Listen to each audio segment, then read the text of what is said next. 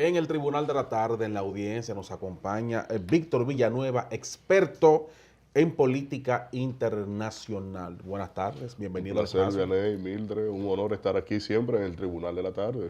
Víctor, vamos a compartir contigo, porque la verdad que hay muchos temas que hay que tratar de Venezuela. Siempre como que es una arista nueva cada Sí, día, sí, sí, sí, un es nuevo, así, un nuevo ingrediente. es así. Pero vamos a hacerlo bajo el amparo de una tacita de café, que es el Extraordinario. Café Santo Domingo, cuyo sabor, gracias Carla, comenzamos Eso a recarga a disfrutarlo. esta hora del día, No, recarga. Eso no da más en la mañana, ¿no? no tiene hora. Sí. Gracias a Café Santo Muchas Domingo, gracias, gracias mi amable. Carla por compartirlo. Muchas gracias. Víctor, a la luz, sé que no te gusta que te digan experto internacional, pero realmente eres un conocedor del tema y para mí un experto en esa área, en política internacional. La situación de Venezuela, vista a través del prisma de tus ojos, con los conocimientos que tienes, ¿qué va a acontecer en esta nación? Bueno, mira, de qué acontecer realmente no tengo una definición clara, pero sí en cuanto a las características propias del conflicto, lo que estamos viendo, y lo he enunciado reiteradamente, es una crisis de identidad y legitimidad en términos de lo que corresponde tanto a Nicolás Maduro y a Guaidó. Porque si bien es cierto que las elecciones no fueron representativas ni democráticas, también es cierto que la propia Constitución establece plazos a quien erige como presidente interino encargado, como es el caso de Juan Guaidó. Y lo que estamos viendo es, por eso en la crisis de efectividad, estamos viendo de que no ha sido efectiva la enunciación unilateral del presidente Guaidó de declararse presidente encargado de la nación venezolana. Y digo efectiva porque la declaración tiene que ser acompañada de un conjunto de elementos que tienen que garantizar la efectividad misma de esa declaración, como es el control de las instituciones del Estado, por ejemplo, en donde la Constitución le manda claramente que en 30 días tiene que convocar a elecciones y como adolece del dominio de la institucionalidad y de la rama del sector militar, no puede esencialmente convocar a cumplir lo que le manda la Constitución. Y eso crea un escenario también de legitimidad en cuanto al orden político del sistema político venezolano, en donde tenemos un presidente que un dictador ejerciendo en atención a que amañó un proceso electoral, y tenemos por otro lado un presidente encargado que no tiene las condiciones para hacer efectiva esa declaración unilateral. Y por esto entiendo que el dominio del escenario internacional tiene que circunscribirse cualquier tipo de solución esencialmente en el contexto geopolítico. Es bueno marcar las tendencias de sanciones hacia el régimen de Venezuela, aunque esto tiene siempre un asterisco, porque al final y al cabo quien viene pagando las sanciones es el pueblo mismo. Pero, y en el contexto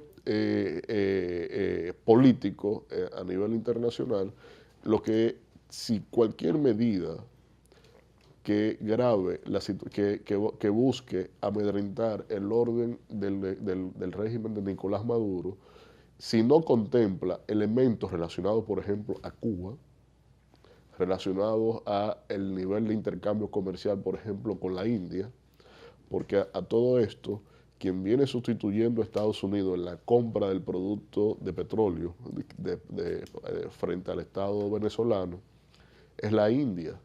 Es decir, que lo que se le está dejando de vender a un país se le está vendiendo a otro. Pero ¿quién controla ese intercambio comercial?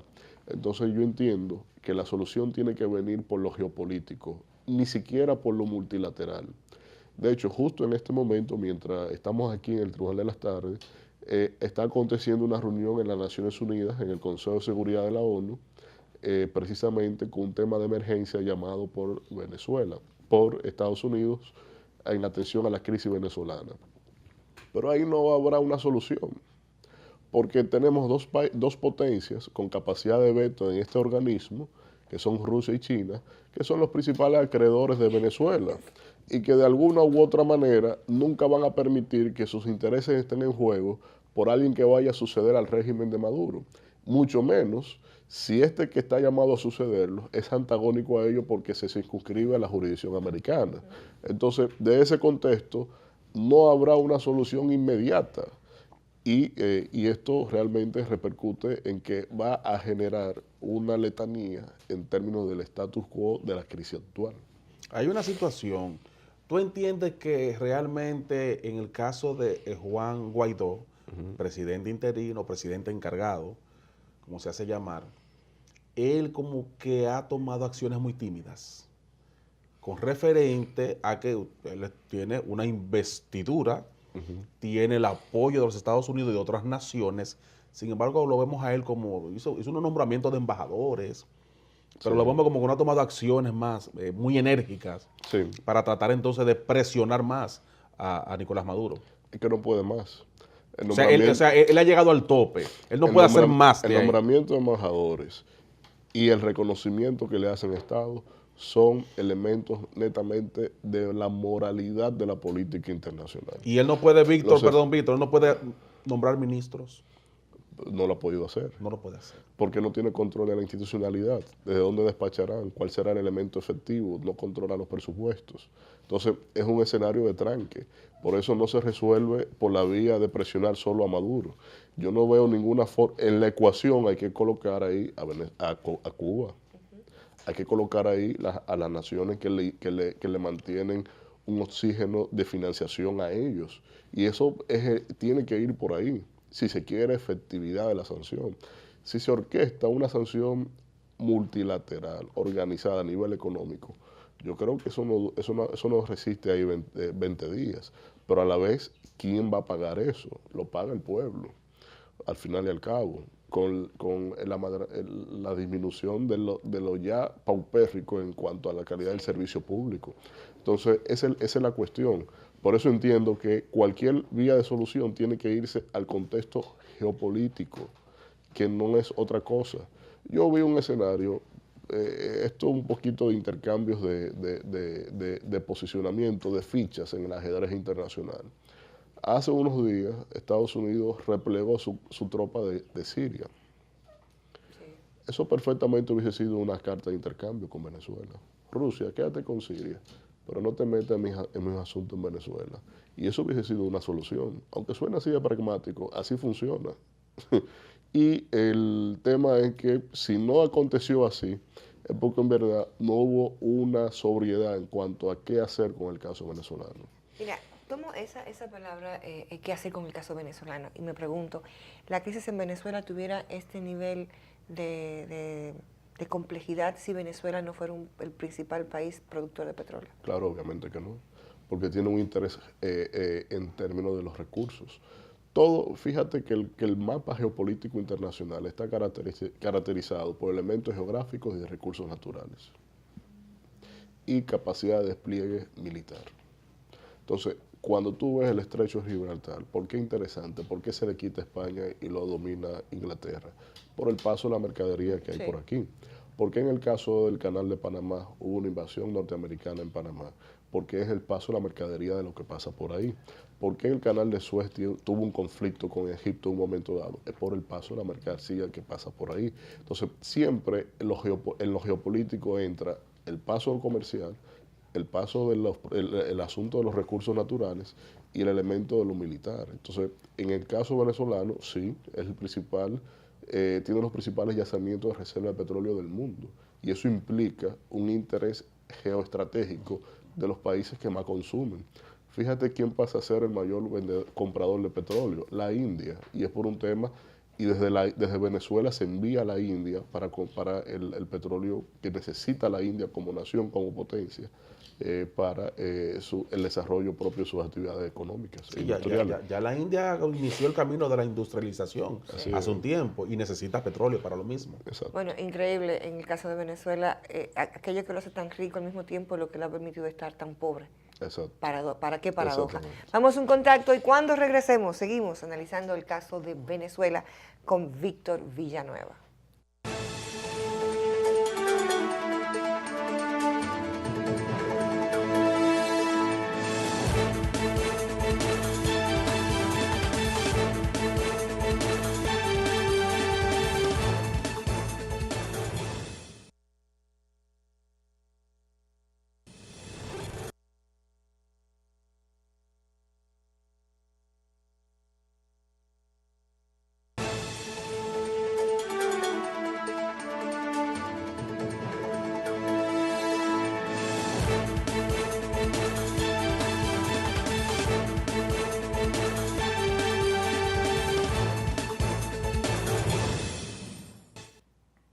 de regreso contigo en este tu espacio en el Tribunal de la Tarde. Nos acompaña pues Víctor Villanueva y tratamos el tema de la política, del caso de Venezuela, diferentes aristas.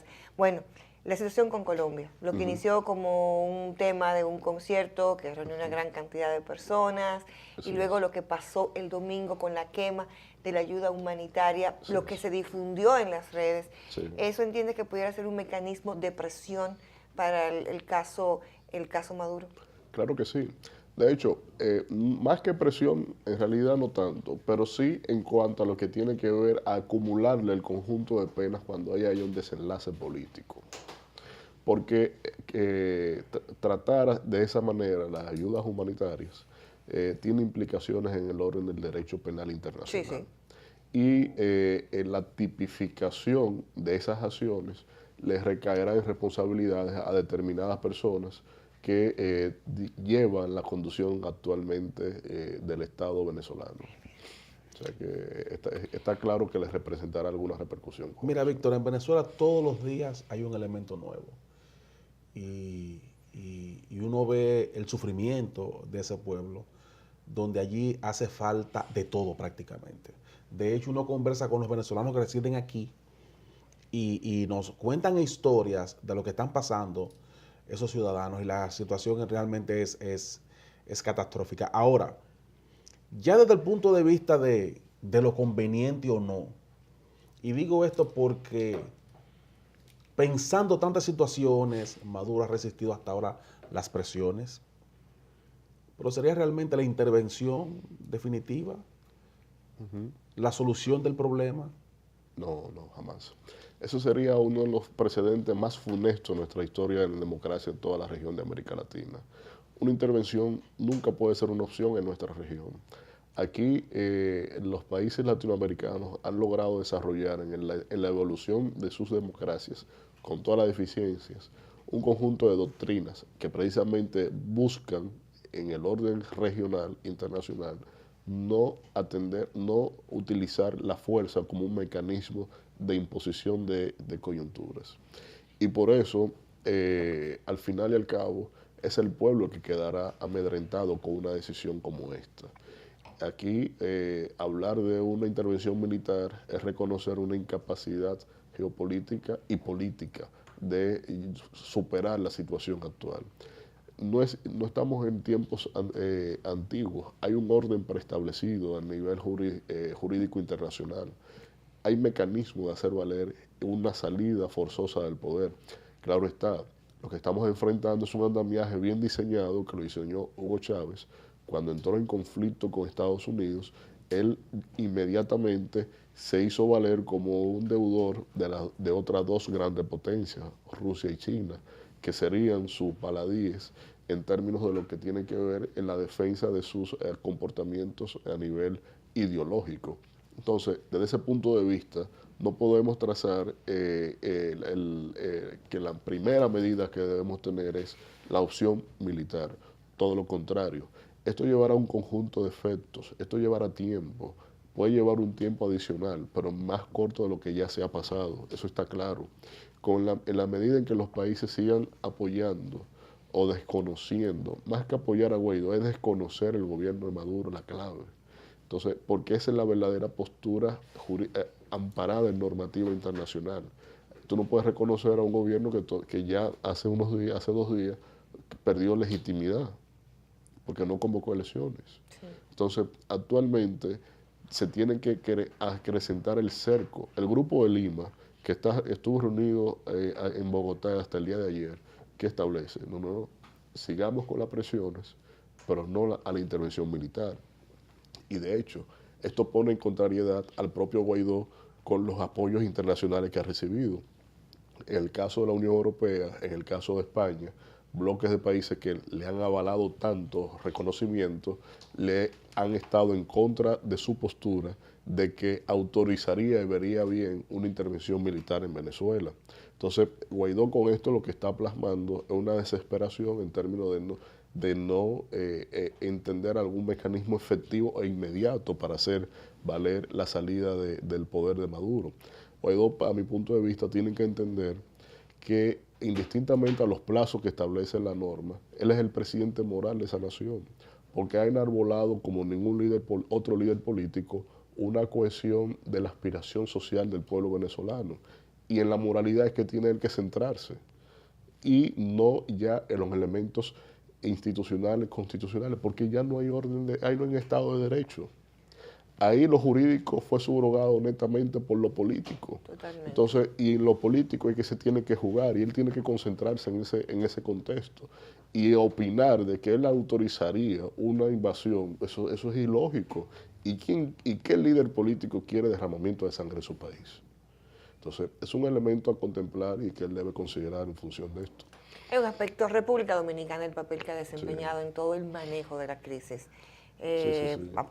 ¿Cómo evalúas ahora el más reciente ingrediente, que si se conoce o no, si el Poder Ejecutivo tuvo conocimiento del contacto del canciller con relación a este tema? Sí, sin lugar a dudas, República Dominicana juega un rol geopolítico en el contexto de la situación venezolana, porque en un caso de despliegue militar, República Dominicana entra en un escenario netamente de poder, de interacción geográfica con la ciudad de Caracas. Entonces, desde ese punto de vista, lo que estamos viendo es que Cuba y Venezuela han querido doblegar cualquier reacción, cierta o no, de parte del Estado Dominicano en atención a cualquier desembarco militar de parte de Estados Unidos en Venezuela. Ahora, ¿qué pasa? República Dominicana tiene que saber jugar a esas expresiones. Cuando un Estado te imputa una situación, aunque aleguen con un bajadero en términos fonéticos de que sin conocimiento del gobierno, entonces yo no lo sé y usted lo sabe y no está aquí.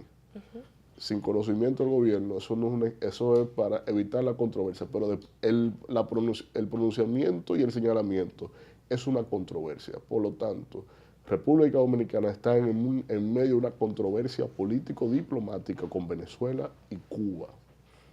Y no he visto que el Estado Dominicano haya actuado en consecuencias.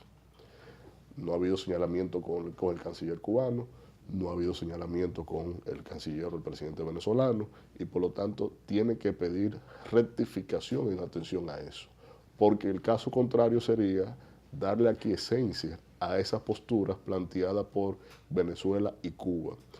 Y también evidencia otra cosa, evidencia que hay una frialdad en las relaciones entre ambos países y que tanto Cuba como Venezuela nos ven como una plataforma de un golpe certero, como un punto no controlable de su andamiaje que necesitan para mantener en vida este gobierno o este régimen que tiene el Estado venezolano. Entonces yo sugiero que el gobierno debe centrarse en atender y responder en las instancias correspondientes, no un vocero, sino un canciller o un presidente, en atención a esta situación, porque estamos en medio de una controversia internacional. ¿Pero qué ha sido el manejo? Bueno, no, la palabra quizás no sería errático, pero en el caso de Venezuela, en términos de declaraciones, como que siempre nos toca a nosotros estar dando, que si sabíamos, que si no sabíamos, que si vamos a hacer nueva vez escenario, que si dijeron que no, o sea, como que nunca ha habido una línea clara, por lo menos en comunicación, ¿no? de esta situación. No, viene un nuevo desafío. Guaidó acaba de presentar un designado embajador en República Dominicana. Vamos a ver qué trato le va a dar el gobierno a esto, porque hay un embajador actuante aquí. Ali de Jesús Uzcategui. Entonces, ¿qué trato le va a dar el gobierno dominicano a esto? La ambigüedad aquí no es práctica en diplomacia. Entonces, ¿le da el placet o no le da el placet? Una de dos. O por lo menos el trato. O sea, reciba la copia, la carta de estilos. Entonces, si tú procedes así, tú estás desconociendo a Venezuela. Pero en el caso de Venezuela hay ambigüedad también. En la OEA votamos a favor de que se desconozca a Maduro, pero en la toma de posesión de Maduro se envió una delegación. Entonces, el mismo día. Entonces, ¿cómo el Estado Dominicano... Estaba apagado el celular. Entonces, ¿cómo el Estado Dominicano tiene que ser preciso en esto? Y ojo, aquí hay intereses geopolíticos. Entonces, tenemos que tener eso debidamente definido, porque no es jugar a la inercia para estar bien con China y con Estados Unidos. Es jugar a una carta, porque esto, la definición y la seriedad es lo que vale en diplomacia. Porque tú tienes que actuar de manera definida en el contexto geopolítico. No hay espacio para ambigüedades. El papel de las grandes potencias en este conflicto de esta crisis política de Venezuela, ¿cómo tú lo ves? Porque precisamente Juan Guaidó había expresado que no es tanto el apoyo que tiene Venezuela por parte de Rusia, como que tratando de desmeritar y de debilitar a Nicolás Maduro por esa parte. Entonces, partiendo de esto, Víctor, el papel tan importante de esas potencias que han estado con los ojos puestos hacia Venezuela. No, es como según lo que conversábamos. Esta potencia actúa en atención primero al acceso del mineral venezolano, petróleo. Actúa en atención a que geográficamente Venezuela está al norte de Sudamérica y a pasos de Estados Unidos. Como es también un interés Cuba, por ejemplo, para Rusia. Sí. Entonces, en las coordenadas geográficas, en las coordenadas de los minerales, de los recursos que tiene este país, le implica el interés de esta potencia. Adicionalmente, tenemos las deudas que tiene Venezuela con Rusia y China. Que el interés chino, por ejemplo, en este contexto, China dejó de comprar petróleo de manera brutal de enero para acá. O sea, las estadísticas muestran una reducción enorme. Pero ¿qué busca China con esto? Que este deudor no me deba tanto por cualquier desenlace. Entonces, ahí muestra un pragmatismo. A China le interesa el capital que le adeuda Venezuela, pero a Rusia le interesa el posicionamiento geopolítico de Venezuela con respecto a Estados Unidos.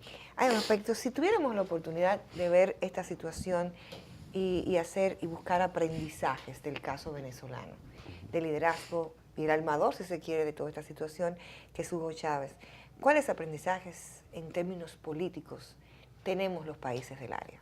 Mira, en realidad el respeto a la norma. La norma no puede estar supeditada al interés de nadie en particular. El interés particular debe estar regido por la norma. Aquí Venezuela entró en una cascada de consecuencias en términos de que por luchas primero de clases y luego por luchas ideológicas y luego entrar en una arena geopolítica, han dado como resultado esta situación. Pero todo eso viene caracterizado por el desconocimiento de la norma oponible a toda la sociedad.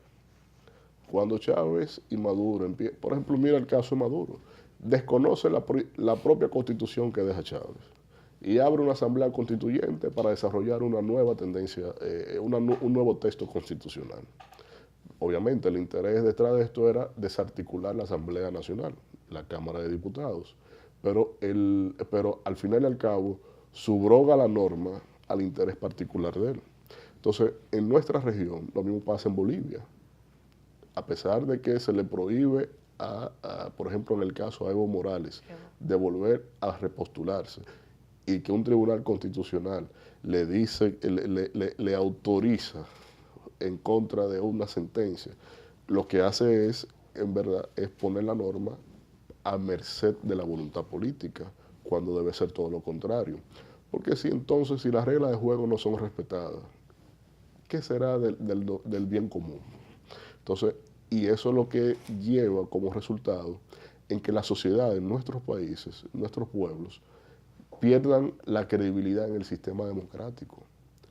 Y lo contrario a democracia es anarquía. Y el efecto de lo que vemos ahí es eso. Entonces, jugar con las normas para supeditarla al interés particular es apostar a la anarquía, literalmente.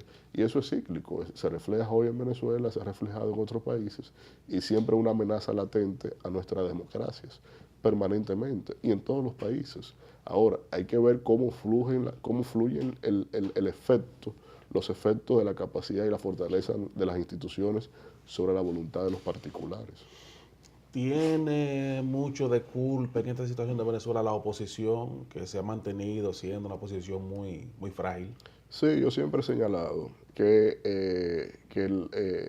el chavismo es realidad por la incapacidad de organización de la oposición. Chávez decía a cada momento, si pierdo me voy. Chávez decía, si pierdo me voy, y no perdía.